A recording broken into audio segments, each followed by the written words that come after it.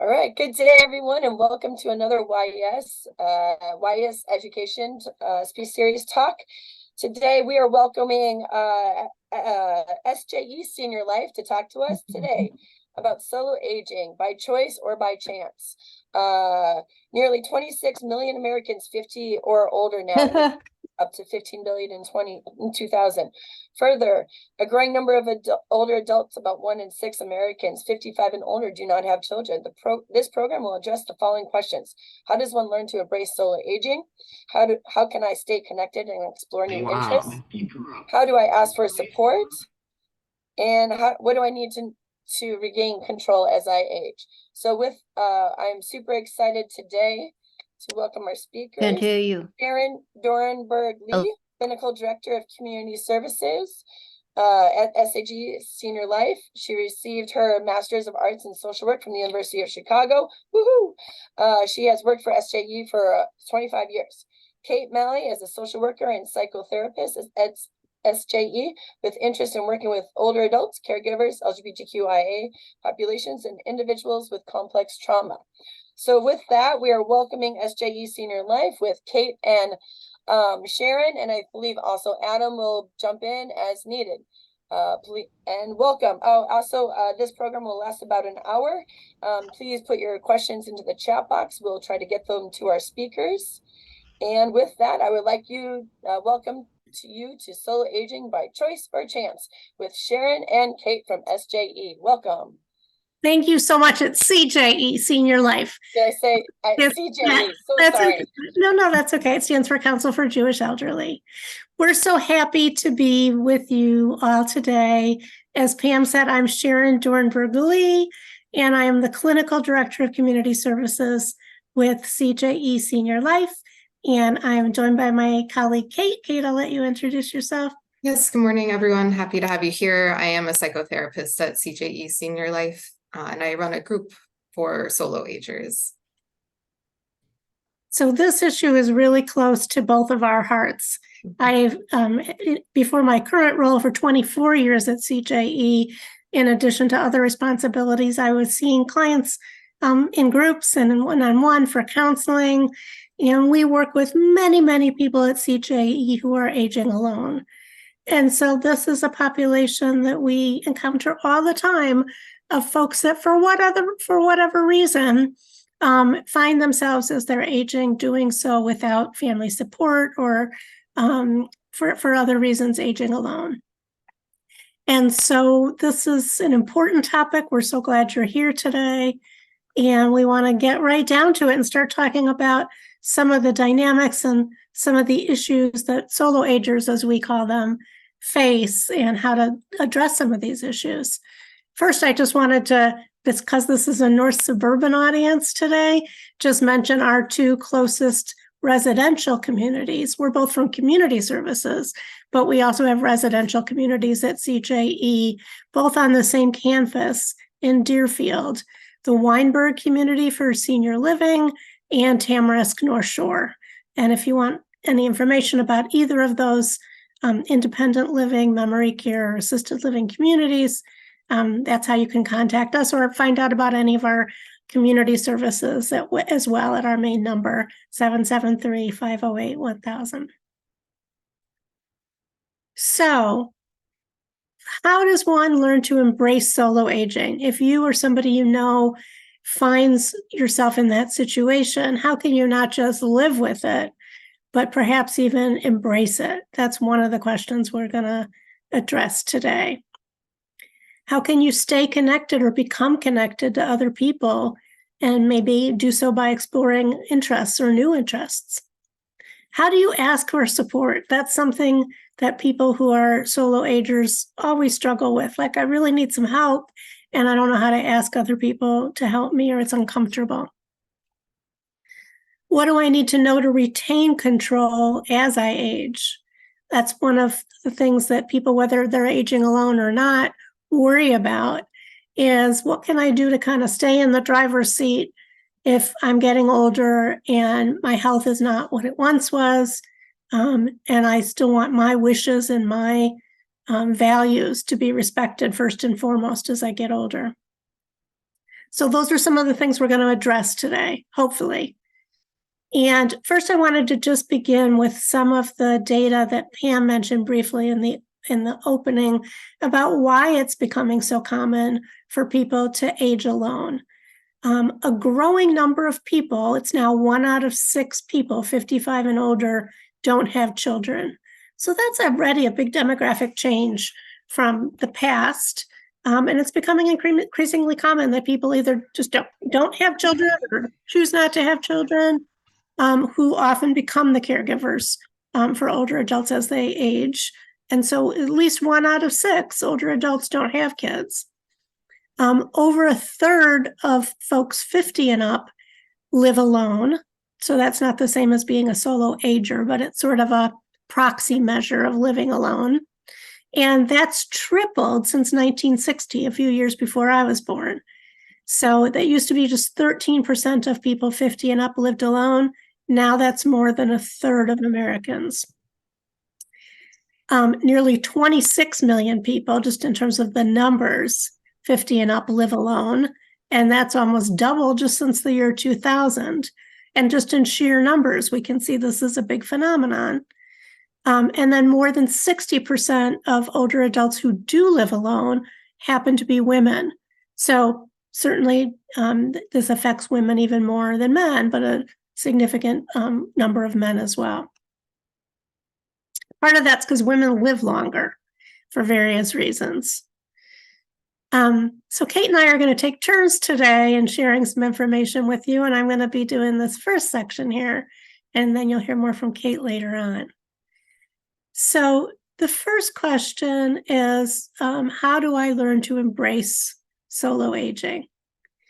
And that can be a tough one. Some people really relish it and say, I kind of enjoy my life not being partnered. I'm really looking forward to aging. But some of the things that can help people to do so successfully, because we'll talk in a minute about some of the pitfalls or challenges of aging alone.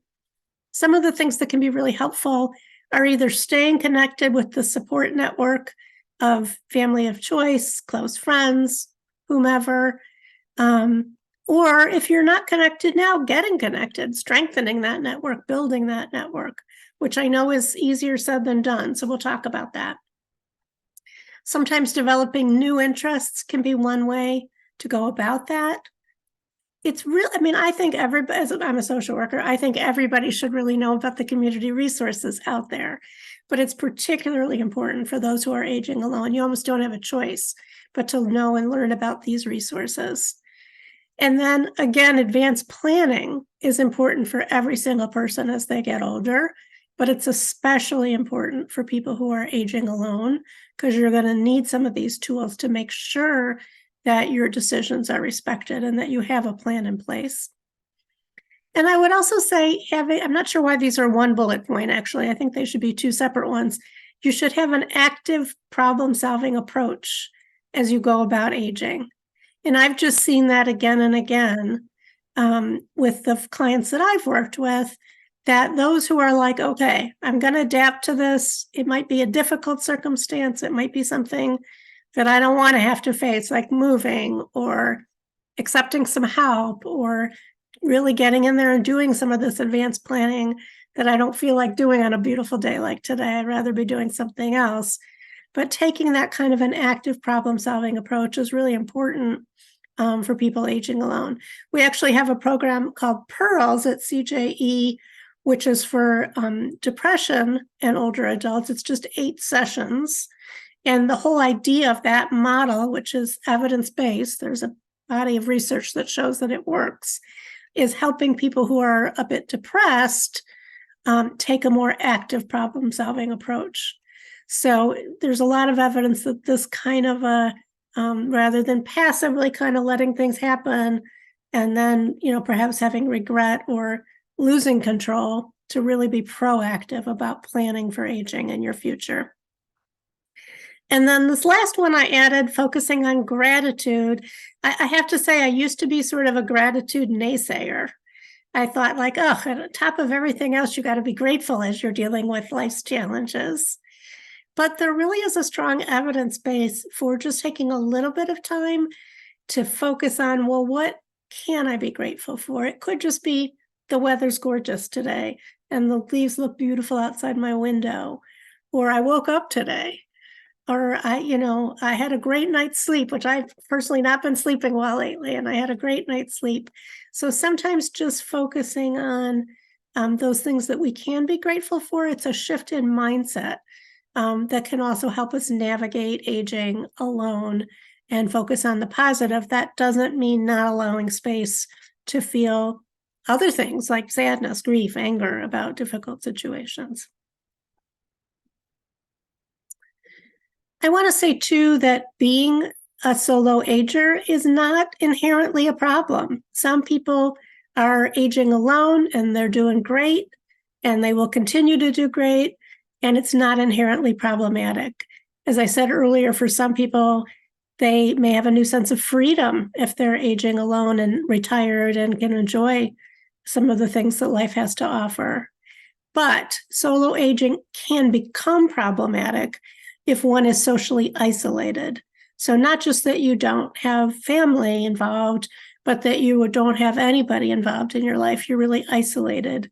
Or if you're feeling lonely a lot of the time, or if it comes to the point in life, everybody hopes it doesn't, but if it comes to a point where you need a caregiver and other kinds of supports as you age, and you're not able to access them, those are all things that can really become problematic for solo agers. So first, I just wanted to kind of explain a few terms here, what we mean when we talk about social isolation. Right before the pandemic, in the beginning of 2020, there was this major national study released by the National Academies of Sciences, Engineering, and Medicine. And they looked at aging and social isolation. And they defined social isolation as an objective lack of connection to nearly all others. So this is how most people define that term of social isolation. It doesn't mean that you live alone. It doesn't mean that you're not partnered. It means you're really not connected to other people. It's the person who maybe sees our home delivered meals driver and nobody else all day or all week, or, it really is objectively without significant contacts.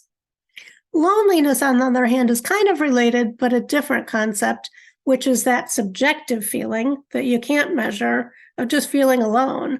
And everybody's sort of heard of the idea of feeling lonely in a crowded room. So loneliness isn't really about how many contacts you have. It's that more subjective feeling of feeling not seen, not connected. So for some people, being socially isolated leads to loneliness, and some people feel lonely without being socially isolated, if that makes sense. There are a lot of negative health impacts, a shocking number, to social isolation. It really kind of takes your breath away to hear how that lack of connection to other people can affect our health. There's an increased risk of death from all causes, and that risk of death is increased as much as somebody who smoked 3/4 of a pack of cigarettes a day, somebody who's totally sedentary and gets no physical exercise. Also, I hear from my clients all the time that the thing they fear most in the world is dementia. There's actually a 50% increased risk of dementia for people who have social isolation, who are socially isolated. And there's also an increased risk of heart disease and stroke for people who are either socially isolated or chronically lonely. So these are some pretty alarming statistics.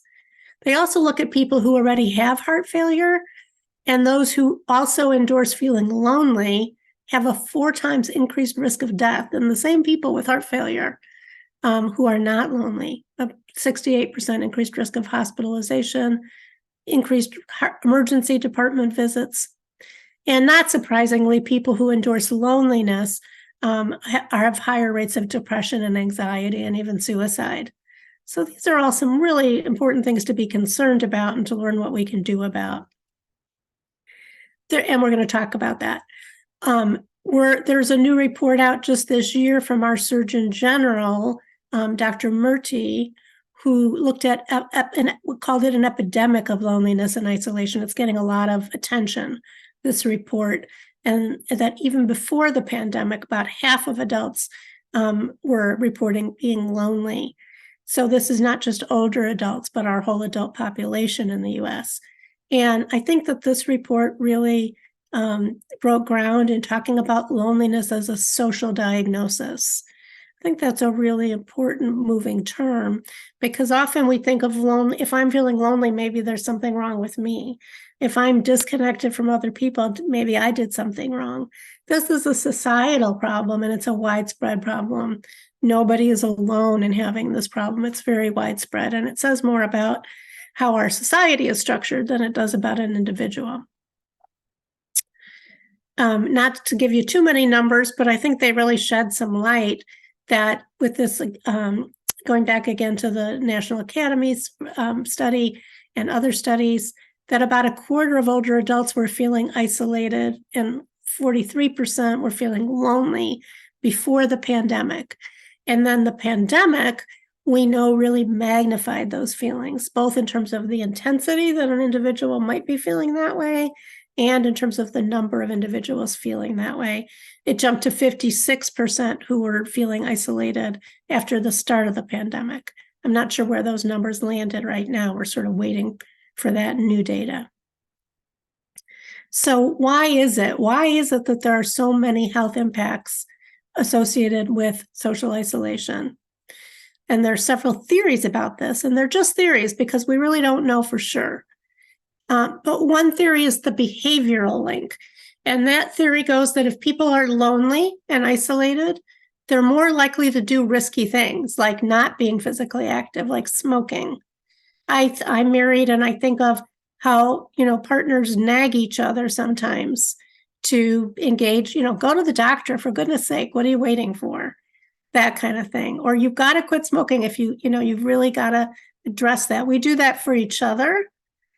Sometimes, I don't know if that's part of this behavioral link, but this idea that people who are lonely and isolated maybe are less likely to engage in healthy behaviors. So it's about behavior.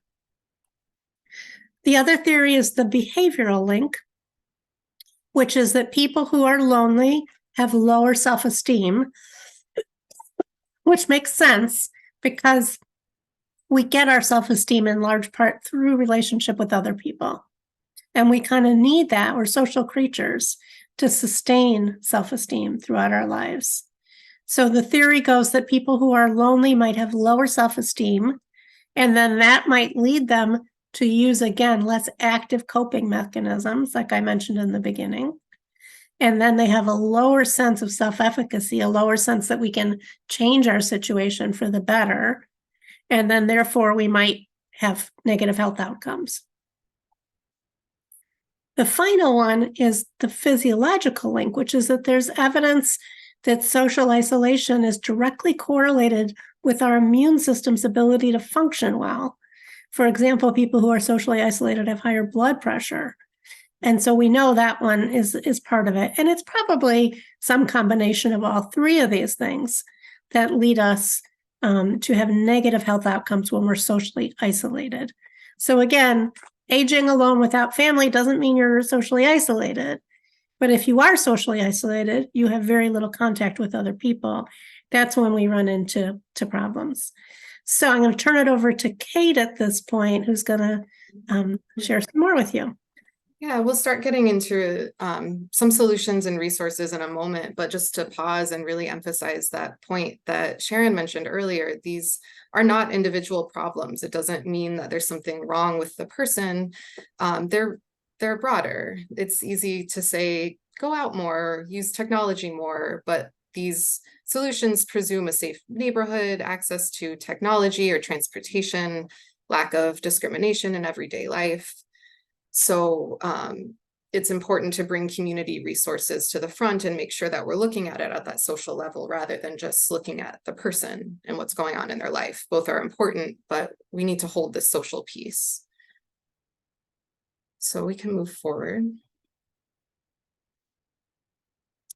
So we'll list some of the resources here, like I said, but there's many, many more. One important resource that I think we've all become more familiar with over the pandemic is technology. So research has shown us that older adults that are skilled with computers and technology have fewer depressive symptoms than others who aren't as comfortable with technology. So using the internet, that can build social networks, it can reduce those feelings of loneliness and isolation. With most things, of course, there's a balance. Too much reliance on social media can hurt rather than help, but it can be a wonderful tool for connection. So we can move to the next slide just to look a little bit closer at some of the research. There was a recent study in Canada that was socially representative, and it showed that the vast majority, 90% of older adults, were aware of how to use technology to connect with others.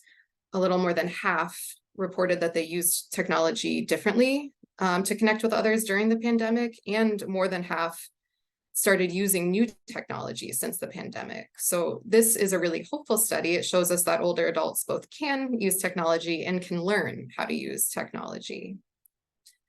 So on the next slide, we have a couple of resources. There are many more, but these are some ways to learn more about technology. If it's intimidating, these are really designed for older adults. So there's that understanding of, yeah, you didn't grow up with this. We can slow down, we can move at your pace.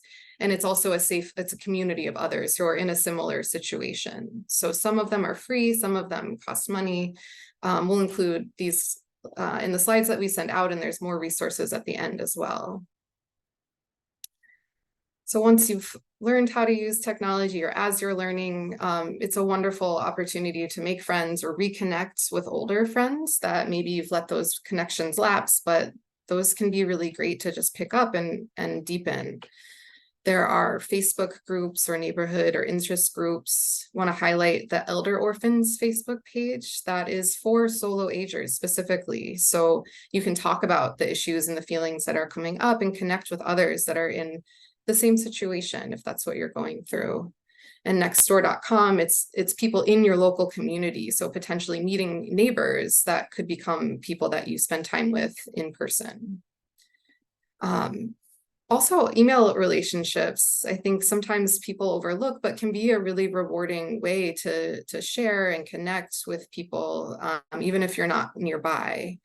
There's also different social network or friendship sites. Again, some cost some money, like stitch.net. Some like meetup.com, it's totally free and you can just show up, explore your interests. One important caveat is to get help with your security and settings. Be aware of scams. There are risks to using technology. So again, looking to those resources that can help you understand and make sure to manage your safety over that need to connect. And then if you'd like to do a check-in on yourself, how socially isolated am I? What is my loneliness level? You can use the AARP website. There's a self-assessment tool. You can also, if you have Alexa or Google set up, you can just say social check-in and it'll take you to this assessment, which is pretty cool just to be able to shout it out and check in on how you're doing with your connectedness.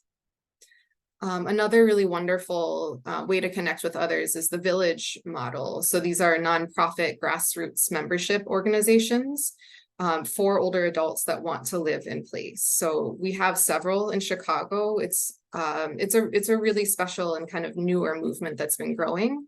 And it's a way to get support potentially with things like home care or transportation, as well as socialization and learning opportunities. So we've linked a few here, would highly encourage you all to explore this.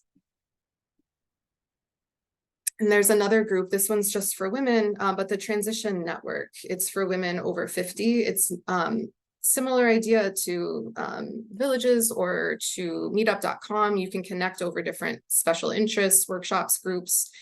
And the Chicago chapter has a Solo Together group for solo agers. So they meet in person and on Zoom. So again, another exciting opportunity to connect with people in your age cohort who may be interested in or going through similar things. And then there are Front Porch runs a program called Well Connected. They do same thing, telephone. So if you're not as comfortable with using Zoom, you can call in or you can join by Zoom. They also have a social call program just to get that feeling that, hey, someone's checking in on me every week. You can sign up for that. It can be a nice and reassuring way to build a connection and just feel a little bit more supported. And then, of course, CJE SeniorLife, we offer lots of different offerings, top groups for education, art, different activities. We also have support groups and psychotherapy groups. So highly encourage you to visit our website as well to check out what we have to offer. And we can go to the next. Just to highlight a few more opportunities that may be in your local community senior centers. They are often underutilized. They offer tons of programming, often have free or sliding scale options as well. The Park District, same thing, tend to offer classes for older adults that are discounted rate or no cost. It can also be really beneficial for you to volunteer or to mentor someone. That feeling of giving back can build connection and fulfillment in your life. Taking up a new hobby, exploring your interests. So what have you wanted to try, but you've just never dipped your toe in the water? Maybe this is an opportunity to extend into that. Or adopting or fostering a pet. They can become like family and they can be a real source of comfort when you're feeling isolated and alone. So like I said, those are just some ideas. I'll pass it back to Sharon and we can get more into that if there are questions about these resources. And again, there's many more at the end. We don't have time to go through all these resources today, but they're in the slides so that you'll have some additional ideas. Just going to say one more word about fostering a pet for those of you who don't know what that is. Some people, as they age, they're like, I love animals, but I don't want to take on that responsibility of caring for an animal for the rest of its life. But some shelters have programs where you can foster an animal on a short-term basis. If you decide to keep it, you can do that. But the idea is that you keep it short-term in your home until they find somebody to adopt it, because shelters are often full.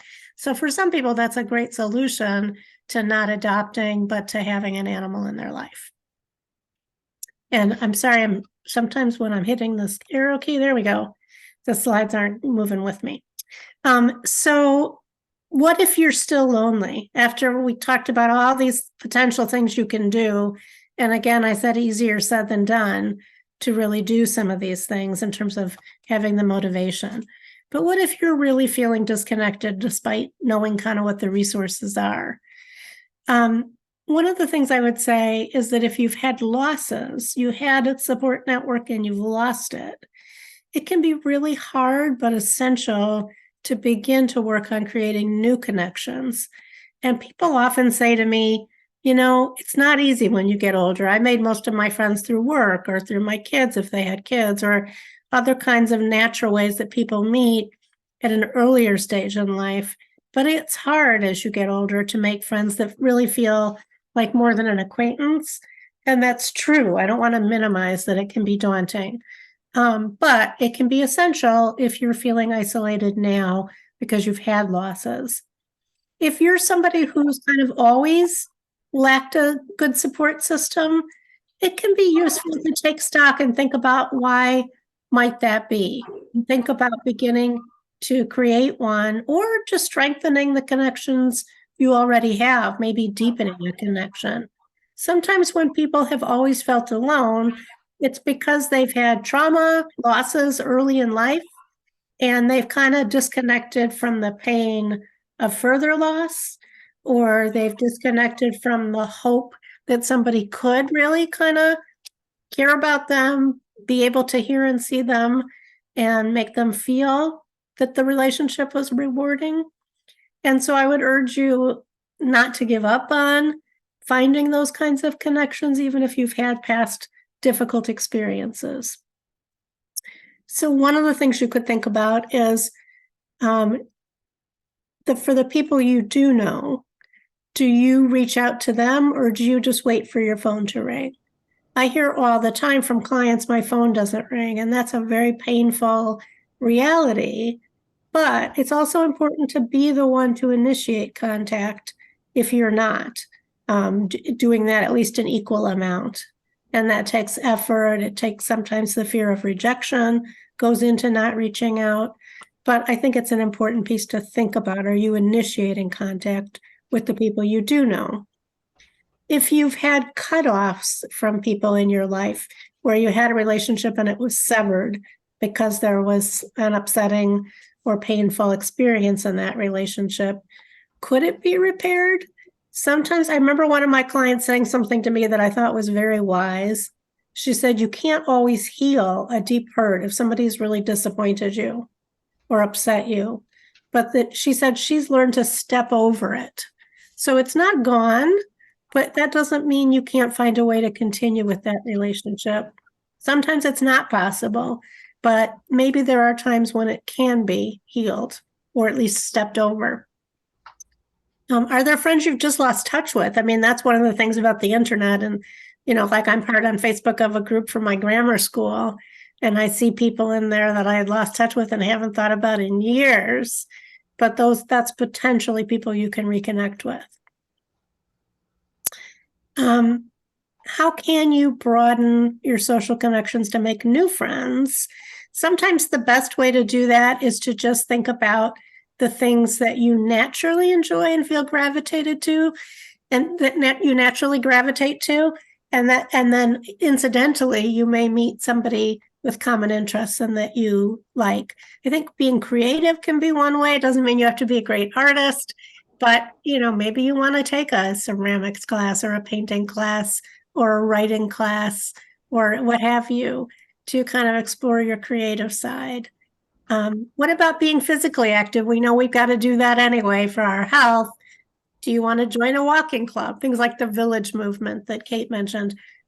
They have activities like that. A lot of senior centers do too. Are you planning something every day so you have the opportunity to meet people?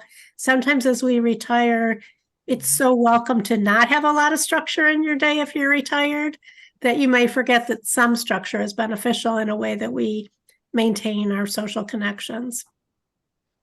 I also hear a lot from people who live in senior communities that not much goes on in the evening, or that, there's only so many activities. But don't wait for scheduled activities. Is there a neighbor or somebody you just want to invite over for coffee? You might be really surprised that people would be receptive to that idea and are lonely too. If you take nothing else away today, it should be that other people are lonely too and looking for opportunities to connect more than you might imagine. The other thing I hear from clients is my neighborhood has changed. I don't feel as much in common with the people on my street as I once did. They're culturally different. They're much younger than I am, etc.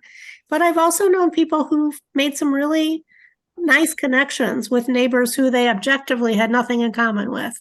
Totally different cultural backgrounds, huge age differences, but sometimes those can still be really nice connections. So obviously, if there are language differences, that can be challenging. But short of that, I would say don't assume that you can't connect with somebody who's, different than you. I also hear all the time from people who are aging alone, well, they have a family and I don't, so I can't really connect with them. And yet at the same time, I hear from clients that I've seen for counseling who do have family that they're terribly lonely, that their family doesn't, is busy with other things, their family's out of state. So don't assume that you can't connect with somebody different than you in any way.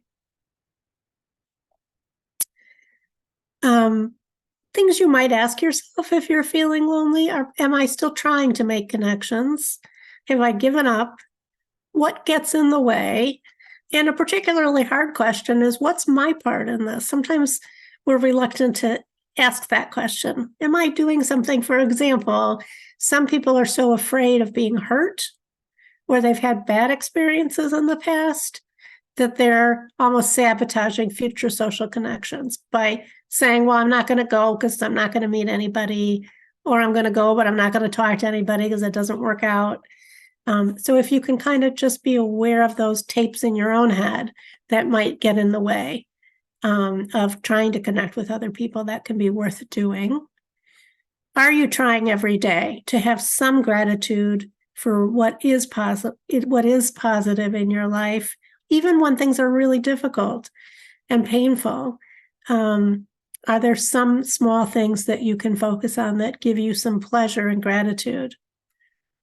The other thing that I think is so important, whether you're aging alone or not, is learning to enjoy your own company and to really take pleasure in your own company, I think is a critical skill. And if you don't, to just kind of notice what comes up for you when you're alone. Does it make you feel empty, nervous?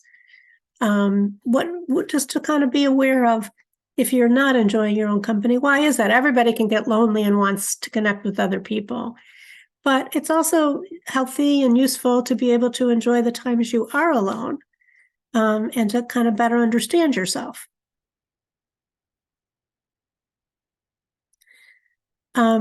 Some people are just very shy. My husband is like that. He's a very shy man. He's very introverted by nature. And shy people have a hard time in this society. They can really have a hard time in social situations, especially new situations with new people. And so you could even ask people for feedback. You could role play something with somebody. I want to go to this event, but I'm so nervous.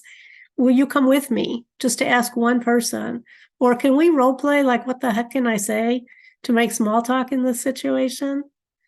And you might consider counseling. You can use counseling services in those same ways, to help understand your patterns in relationships, to help rehearse for social situations, to better understand what's going on for you that can make it challenging, and hopefully to learn new ways of coping and being. This is just a little information about CJE's counseling services. It's that same number for all of our services. But Kate, I'm going to turn it back to you because I especially want you to talk about your group. Yes, yeah. So as we've all mentioned, I run an Aging Together group for solo agers. So it is a group of people that don't have kids, that don't have partners, that don't have other family involved in their lives. And we get together, and it's both resource sharing, but also emotional support and kind of how do I plan for this situation. So it's a really lovely group. And I think if you feel that you fit that criteria, please reach out, and the group would be welcoming to a new person or people. We hope some of you will think about that. If you are aging alone, or if you know somebody who is, to let them know. Kate mentioned that other organization has a solo aging group, but those are the only two I'm aware of, is ours and that other group. I hope that there'll be much more of this in the future as there's more attention to social isolation and to solo aging. But it's a pretty unique opportunity to come together with other people in a non-judgmental environment and to talk about some of these challenges. Hey, do you want to take it? Sorry. Yeah, no, you're fine. So let's break down some of these challenges that come up. How do I ask for support? It's not an easy thing to do. So one thing to do is to bring some self-compassion.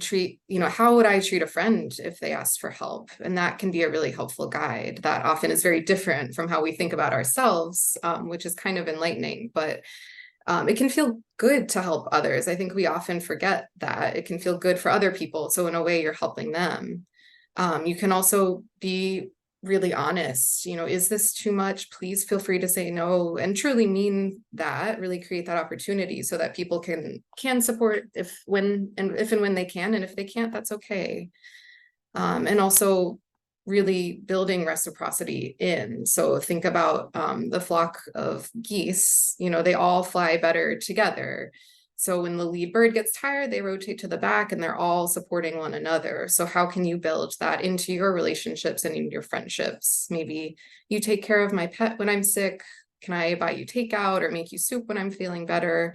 And have the honest conversation about what feels good to both parties.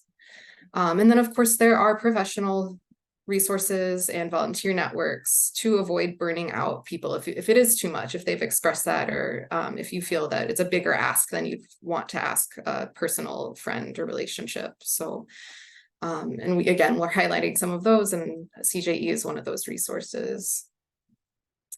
Another big question that comes up,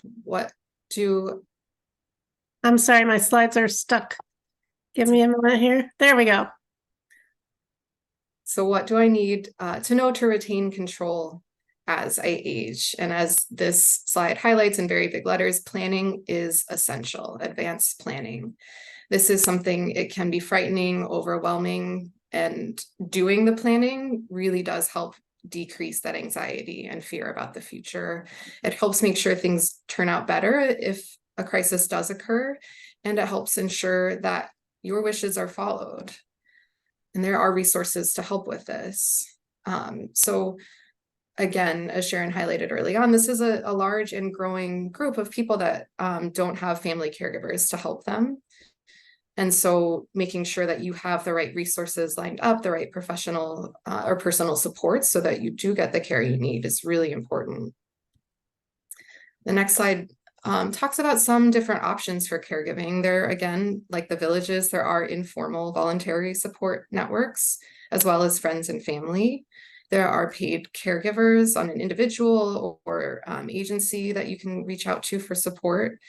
There's also the community care program. Some of these programs have different financial requirements. This is one, but if you have fewer resources, that's a great option to make sure that you get some support in the home. You can also consider moving. Potentially a senior independent living building could be an opportunity to broaden those social relationships just by nature of being around other people. There's also supportive living and assisted living, again, different financial resources, options, but ways to get help with, groceries, meal prep, those kinds of things that you may need help with in the future. And then some other considerations to think about. Power of attorney, someone to make decisions on your behalf if and when you're unable to. A care manager, someone to help manage your affairs, appointments, money manager, managing finances, and transportation to medical appointments. This often comes up. So especially for solo agers, you will want to consider what are the roles that close family or friends may play in someone's life, and who can you have fill those roles? Is there a personal friend that you feel comfortable asking to do these things? There are also professionals that can fill these roles. And then it's also helpful to have a what if binder just for emergencies with things like your medications, important health or financial information, end of life documents, and making sure that you have it in a place that makes sense. I think in Evanston, it's supposed to be in the freezer, right? So, or maybe having something on the fridge to say where it's located, just so that if an emergency happens, people know what you need and how to help you. And of course, all this is helpful, but it is an emotional process. And so that's where things like counseling or the Pearls shorter term counseling can be really helpful resources to get through the planning process. And then again, how can you ensure your medical and financial wishes will be respected? An elder care attorney can help with advanced directives, and CJE has experts in this area. We can help prepare these documents absolutely free of charge. So you'll want to get a power of attorney for healthcare and for finances, and then if possible, a living will. Again, just to prepare for these situations where you may or may not be able to share your wishes or your preferences. And if you have a life-limiting illness, or if you later develop one, you can complete a PULSE or a portable medical order, which just tells healthcare providers during an emergency what you would want. What are your preferences for medical care? What's the plan that you want? And if this is hard to do, it can be helpful to set a deadline.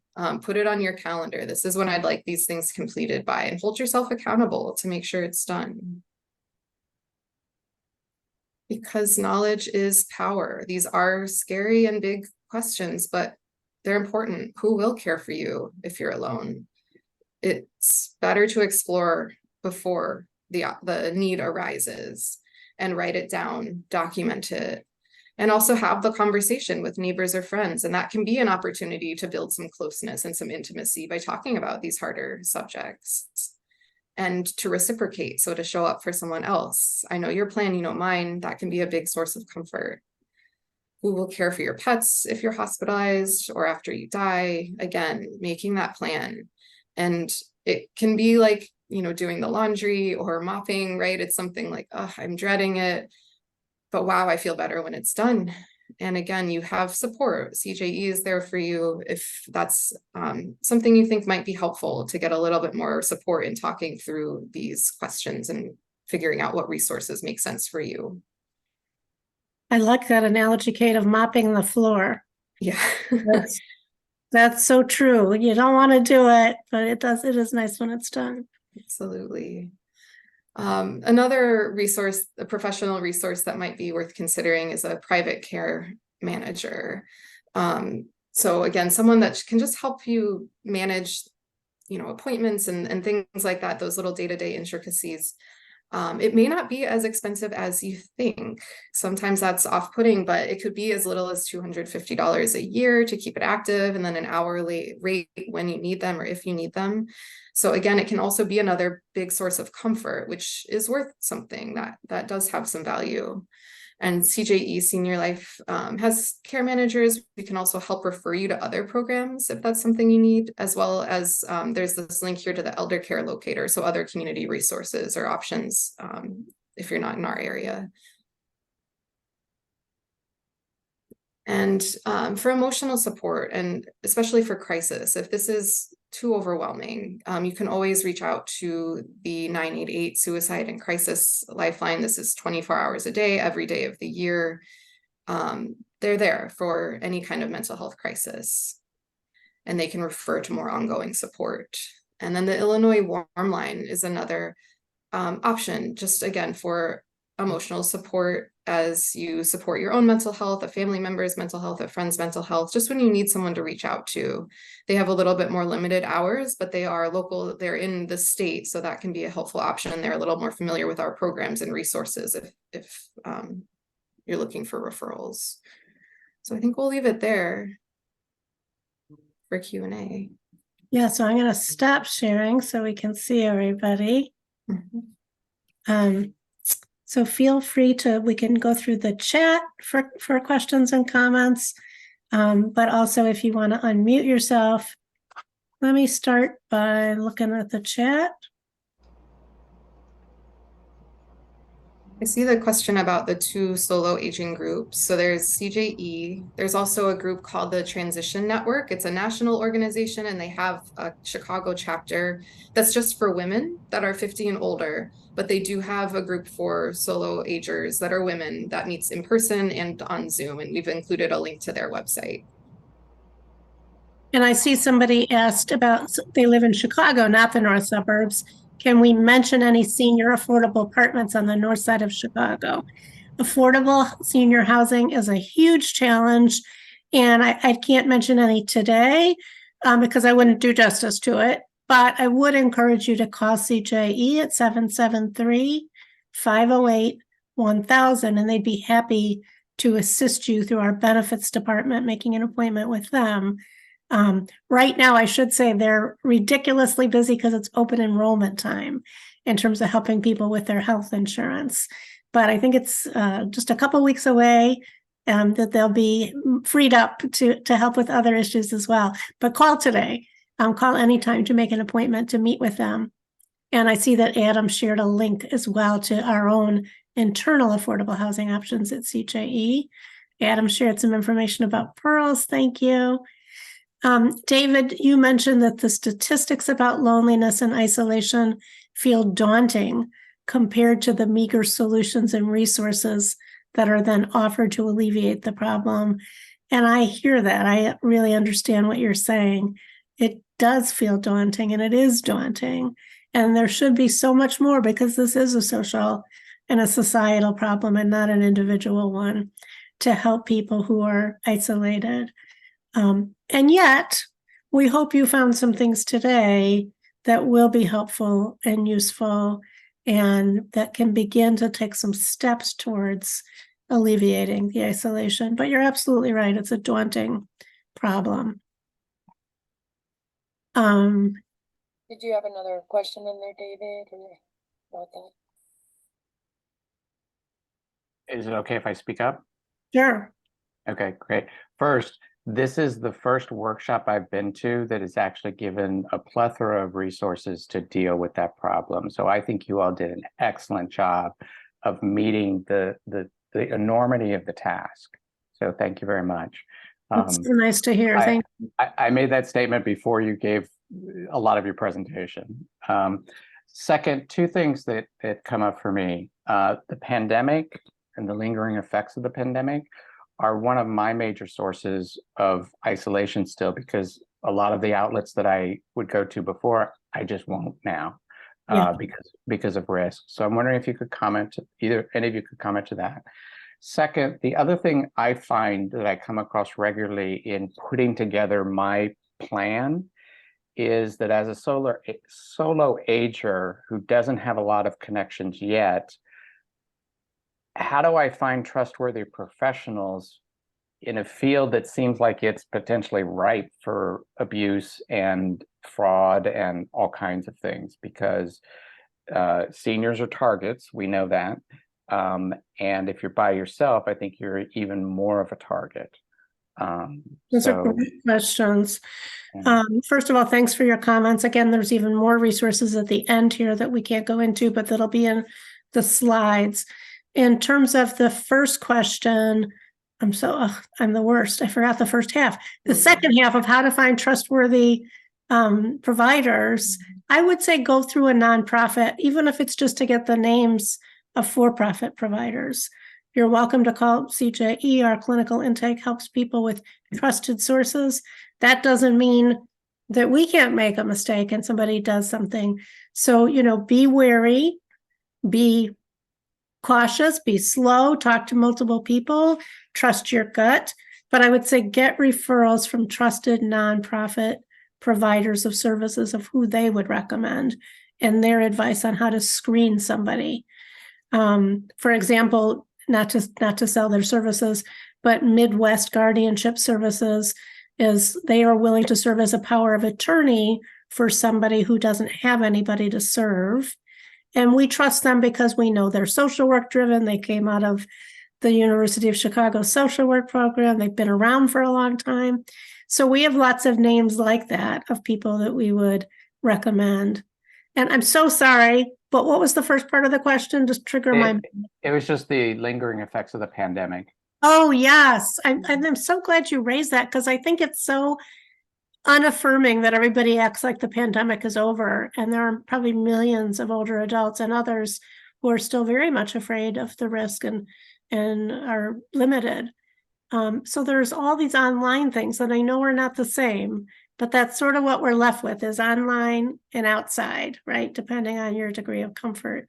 Kate, did you want to add something? Put something in the chat, a website called covidmeetups.com. It's a place where it's for people that are more COVID cautious that still want to connect. And it encourages talking about what precautions are you currently taking? Could we meet up at a distance wearing a mask, right? And I think having those conversations really honestly and directly is important. Seeking out places that are still requiring masking or have, air filtration systems in place. They are fewer and far between, but this website in particular is a nice way to see who else in my community is still looking for that extra layer of protection. Thank you very much. Good suggestion. Somebody said, are there any free therapy services?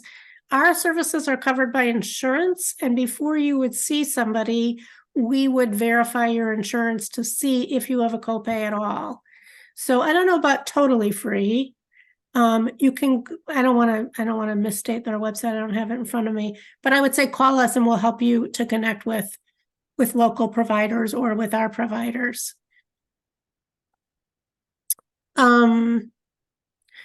Sarah just mentioned that there are other ways of being connected, such as appreciating nature, meditation, prayer, art, and music. Those are some wonderful examples that we can connect to other people, but also spiritually to the natural world. There's lots of ways of connecting. Somebody mentioned the Baha'i House of Worship in Wilmette, which I've heard wonderful things about and is just so beautiful. I think we've addressed the thing about the 2 solo aging groups, and it's in the slides. Can you put up the slide again about caregiving support? I don't think we have time because we're almost out of time, but you'll get it when you get the slides.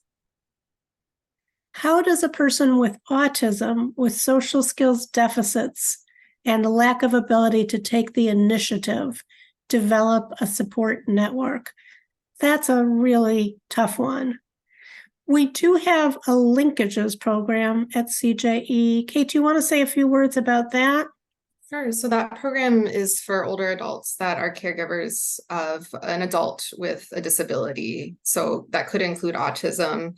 So it's an excellent resource for getting information about supports in the community, as well as more personal, individualized ways of handling situations like that. There are day programs that can be a nice way to go to a little bit more structured, but still get that community, as well as, similar to a lot of the advice here, pursuing interest and connecting with people through that, that can be a good option. But I would encourage either reaching out to the program, which I happen to run as well, linkages program, or exploring those day program social skills groups and potentially housing that are specifically for folks with autism. So there's that built-in understanding. I see we're at time and I want to continue with these questions. Is that okay, Pam, if we go a little bit longer? Sure, we can do like another minute or two. Okay. Somebody said, we'll at least answer this one. How does a solar ager avoid having a guardian appointed? There are horror stories about hospitals discharging people to a guardian.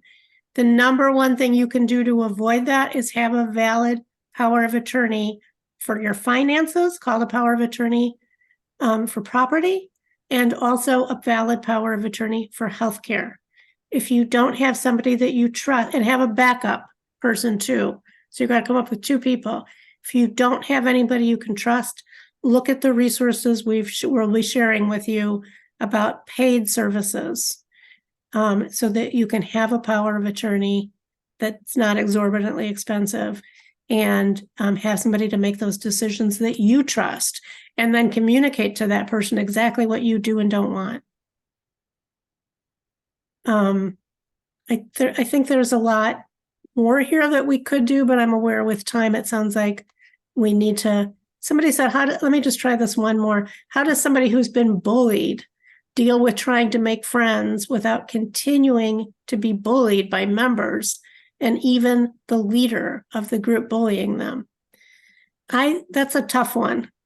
I would say if you're feeling bullied and the leader seems to be part of it, I'm not sure what group this is, but I would try to reach out to the leader one-on-one and have a really honest conversation about how you're feeling, I'm guessing that somebody's not trying to bully you, but you're experiencing as bullying.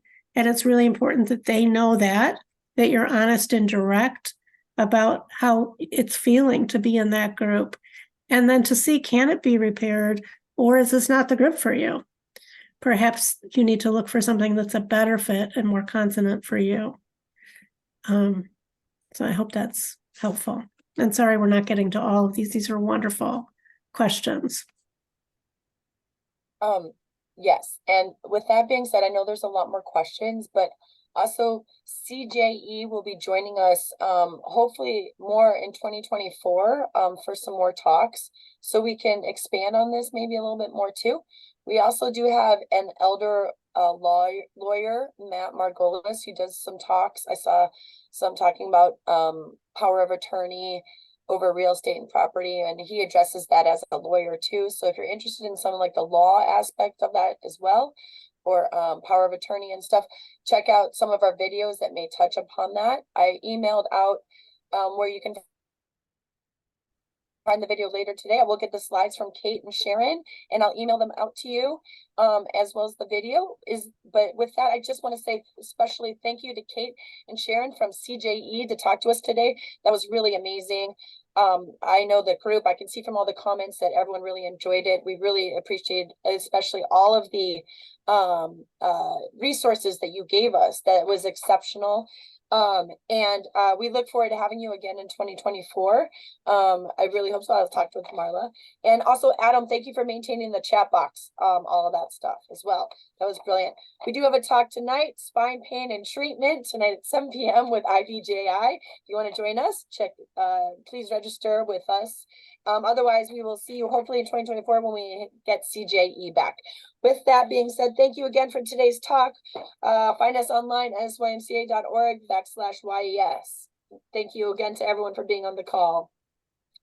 Thank you, everybody, for being so involved and for your nice comments. Good to be with you. All right, everyone. We'll see you soon. Thank you again.